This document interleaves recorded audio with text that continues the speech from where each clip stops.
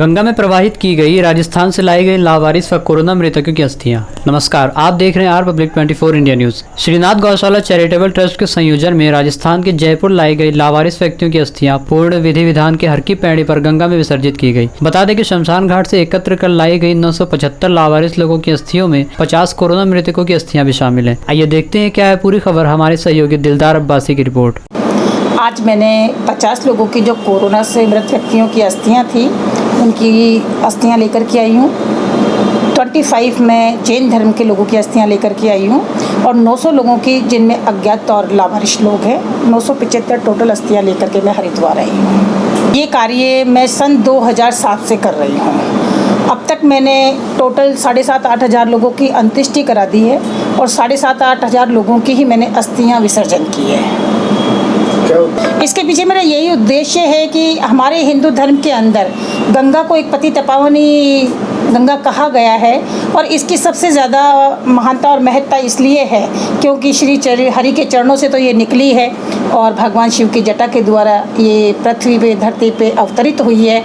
और कहते हैं कि गंगा में जब हम अस्थियां विसर्जन करते हैं तो गंगा में जब अस्थियां हम डालते हैं तो वहाँ से गंगा हस्तियों को एक ऐसा मोड़ देती है जहाँ से जो मनुष्य जाता है उसके वहाँ से मार्ग खुलता है और गंगा स्वर्ग को जाती है। इसीलिए जिन लोगों की हम अस्थियां गंगा में विसर्जन करते हैं उन लोगों का स्वर्ग का रास्ते तय होता है और गंगा जी उनके रास्ते का निर्णय करती है। कौन सी संस्था? श्रीनाथ गौशाला चैरिटेबल ट्रस्ट की मैं अध्यक्ष हूँ और उसी के द्वारा मैं लेकर के आती हूँ। ये बहन जी के द्वारा सालों से ये पुण्य कार्य किया जा रहा है और सभी जानते हैं कि माँ गंगा को जो धरती पे अवतरित करने का कार्य भागीरथ जी ने किया वो इसीलिए किया कि उनके जो परिवारजनों की अस्थियां, ताकि वो अस्थियां जो है माँ गंगा के अंदर जो अस्थियां हैं वो यहाँ से चल के और क्षीर सागर में जाती है। और सभी जानते हैं कि क्षीर सागर में हमारे विष्णु भगवान अपने चरणों की रज जो क्षीर सागर में देते हैं तो उससे आदमी को सीधा मोक्ष प्राप्त होता है। तो ये एक बहुत ही बड़ा पुण्य का कार्य है और मैं इनको आज के युग की भागीरथ कहना चाहूँगा।